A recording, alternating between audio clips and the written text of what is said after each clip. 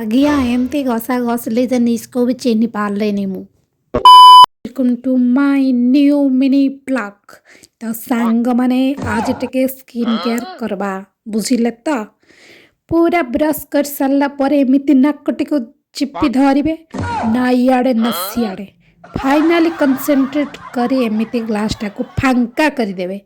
କେମିତିକା ଭାବିଲେ, ଯେମିତିକା ଆପଣଙ୍କ ବ୍ୟାଙ୍କ ଆକାଉଣ୍ଟ ଫାଙ୍କା ଅଛି ତାପରେ ପରେ ସେମିତିକା।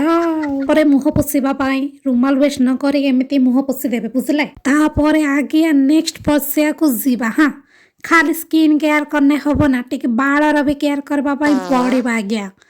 କ'ଣ କହିଲି ନା, ବାଳର କେୟାର କରିବା ପାଇଁ ପଡ଼ିବ। ଏମିତି ସୁନ୍ଦର ବାଳ ଗୁଡ଼ିକ ଖୋଲି ତାପରେ ଏମିତି ଘଷା ଘଷି କରିବେ ଯେମିତି ସବୁ ବାଳ ଝଡ଼ିଯିବ। ମାନେ କ'ଣ ସରି ବାଳ ନ ଝଡ଼ିବ ପା, ଭୁଲ ଶୁଣିଦେଲେ। ଇଏ ଦେଖନ୍ତୁ କଳି ଯୁଗର ସୁର୍ପଣରେଖା, ଖାଲି ନାକଟା ରହିଯାଇଛି ବା। ତାପରେ ଟିକେ ଫେସ୍ରେ ଗ୍ଲୋ ଆଣିବା ପାଇଁ ଟିକେ ଗୋବର ନେବେ। କ'ଣ ଭାବୁଛନ୍ତି, ସେଇ ଆମ ତା ସହିତ ଟିକେ ଗୌମୂତ୍ର ନେବା।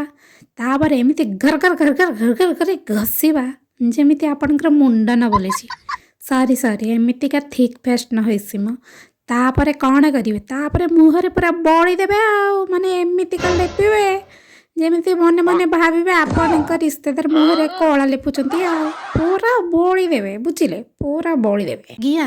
ଏମିତି ବଳି ଦେଲି ଯେ ପୁରା କନଫ୍ୟୁଜ ମୋତେ ଲାଗୁଛି ମୁଁ ନା ଆଉ କିଏ। ଟା ଧୋଇ ସାରିଲା ପରେ ପୁରା ଉର୍ବଶୀ ମେନକା ଭଳିଆ ଲାଗୁନି?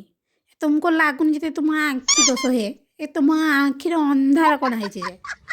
ଆଜ୍ଞା ଭିଡ଼ିଓଟି ଯଦି ଭଲ ଲାଗିଥିବ ଟିକେ ଲାଇକ୍ ସବସ୍କ୍ରାଇବ୍ କରିବେ। ହଁ, କ'ଣ ସବସ୍କ୍ରାଇବ୍ କରିବେନି ମୁଁ ଜାଣିଛି ବା, ଆପଣ ଭଲ ପିଲା, ଟିକେ ସବସ୍କ୍ରାଇବ୍ କରିଦେବେ। ହଁ।